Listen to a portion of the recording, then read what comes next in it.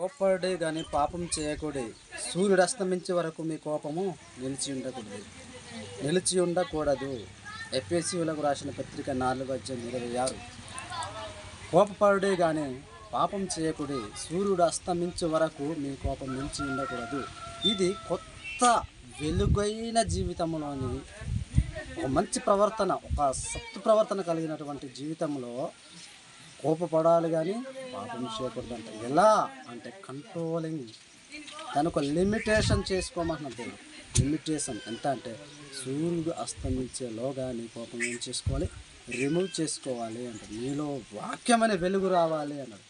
లేదంటే ఆ డార్క్ చీకటి కూడా పవర్ ఉంటుంది, అది కనుక వచ్చిందనుకో అది చాలా గట్టిగా లాగేసి ఇంకా కోపంతో ఫైర్ అయిపోయి ఉడికిపోయి ఇంకా కొట్టేయడానికి, మనిషికి చంపేయడానికి, ఏ నేరం చేయడానికైనా వెనకాడకుండా నిన్ను ముందుకు తీసుకెళ్తుంది.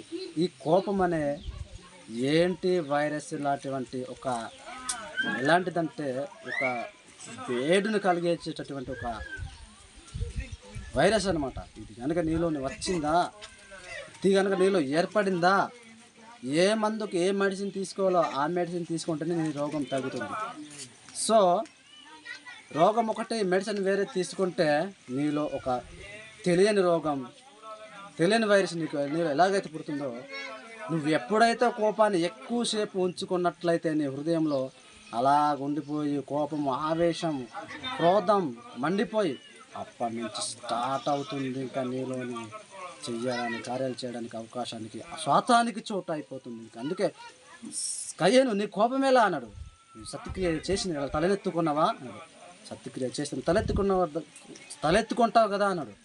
నువ్వు తల దించేవంటే నీలో కోపానికి చోటిచ్చేవు, అందుకే పాపం చేసేవు.